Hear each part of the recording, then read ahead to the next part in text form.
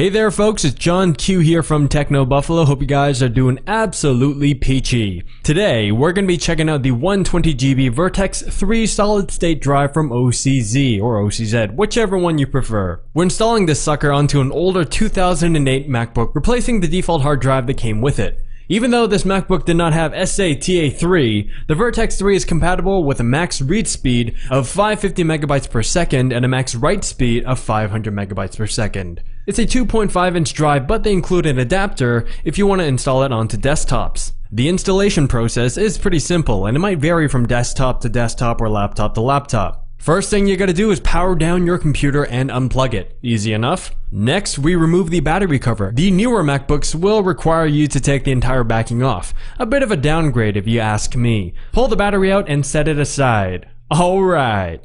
Next, take a Torx T6 screwdriver, remove the screws and pop off the hard drive. Be cautious about the data cable right there. Remove the 4 pins and the clear tape that are on the hard drive, and then reapply them to the new guy. Once you're done, reconnect the data cable, slot the brand spanking new OCZ hard drive in place, screw it back in, and basically do all the fancy stuff we mentioned earlier but backwards. Now you gotta reinstall the operating system on your machine. It might take a little bit depending on your computer, but with the magic of editing, this whole process took only about 5 seconds.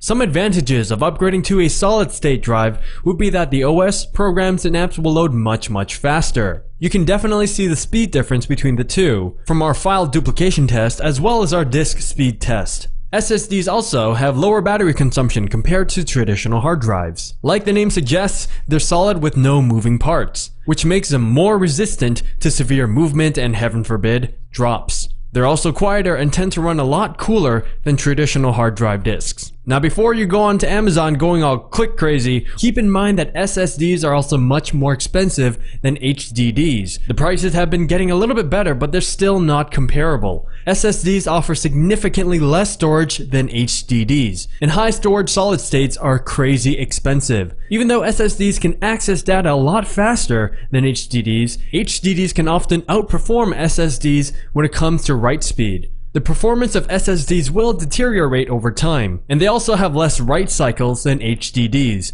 but both are very high and it's very unlikely for someone to reach that limit. Hey, we also have additional advice for you. If your current compy feels a little bit slow, instead of splurging on a brand spanking new computer that oozes with glamour, swag, and thunder, try upgrading the RAM and the hard drives first. It'll give you a big performance boost and it'll be a lot cheaper. Before making any installations or teardowns, be sure you have all the tools you need for the job first. Some computers require very small Torx or Phillips screws. The last thing you want to do is strip a bunch of your screw heads, in which case you will be screwed. Ha ha ha, very funny stuff. Now stick with a smaller sized SSD, something large enough to fit your OS and your programs or apps. Keep all of your media files and documents like your music, photos, and movies and so on a separate drive. Yes, having a 20GB collection of any and all things Dr. Dre is wonderful, but keeping that on an external drive is smarter and much more efficient. Well, I hope you guys found this video helpful. A big shout out to Ralph for doing the unboxing, the installation, and basically everything you see in this video. This was John Q from Techno Buffalo. Thank you very much for tuning in,